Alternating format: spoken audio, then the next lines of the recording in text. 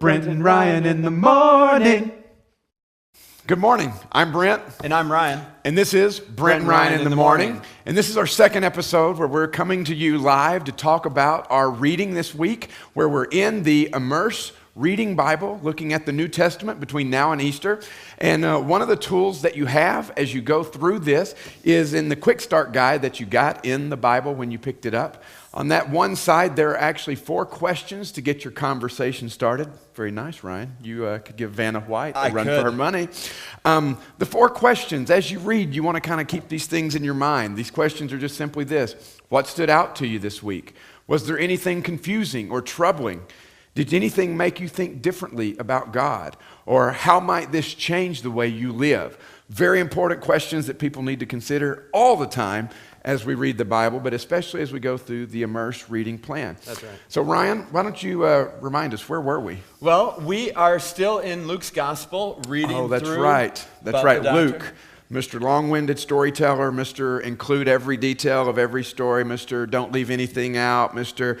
Doesn't know quite when to stop. Okay, he wrote a lot of the New Testament. He had a lot of things to say. He really did. Well, as you read more into Luke, what did you see? What stuck out to you? Were there any big themes that you kind of gravitated toward as you read? One of the things I noticed in this first week's reading completely, when you look at it all, is this real upside-down nature of who Jesus was coming to. You see him meeting with people who need a lot of help and butting heads dramatically with the religious elites.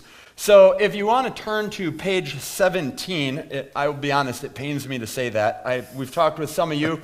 Not having chapters and verses is harder than I thought it would be. But in page 17, not verse 17, Jesus is trying to heal a guy with a deformed hand on the Sabbath, and the religious leaders are all looking at him.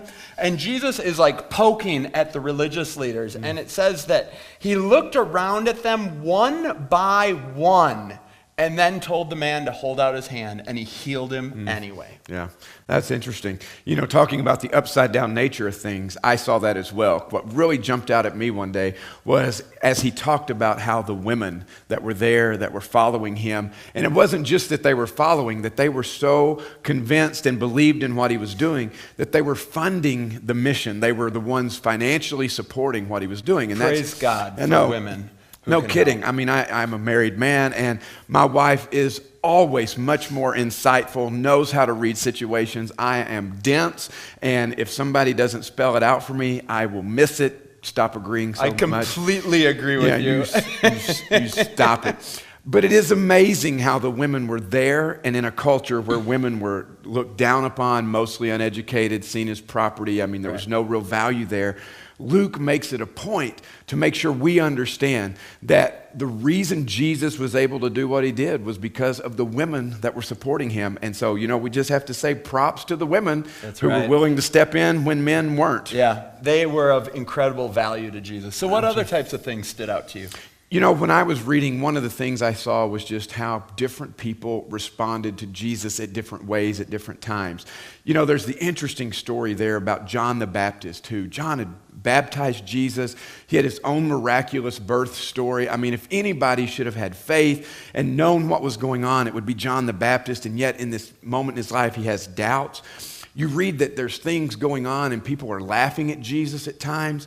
Jesus casts out a demon and the whole place is changed, but the community comes together and they're begging Jesus to leave. They want him to get out.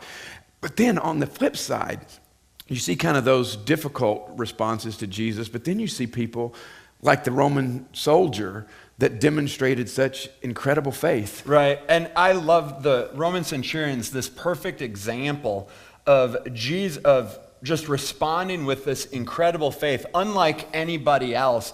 Jesus says, I haven't seen faith like this in all of Israel. And this really comes back to that theme of this upside-down nature.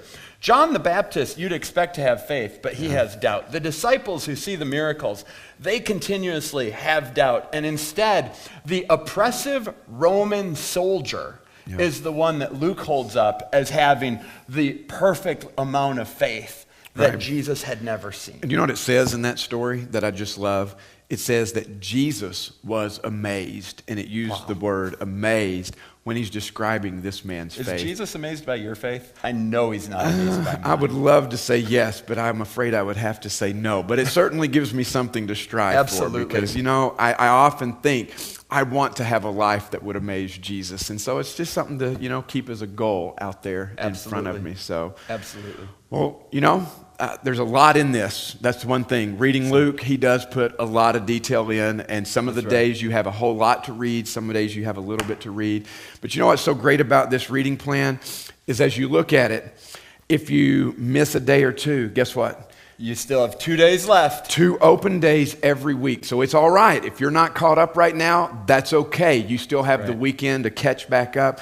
And you know what? Even if you were to get behind, don't give up. Jump right back in. Don't miss out on all that we're going to be reading about and discovering as we read through this Immerse Reading Bible this winter. If you have thoughts that you'd like to share, you can comment right here below and let us know. If you think this is just wonderful, you can let us know that. But please, no hurtful comments. We have very thin skin, so we don't want to cry reading your comments. So, all right. Thanks for joining us again. This has been Brent and Ryan in the morning. We'll see you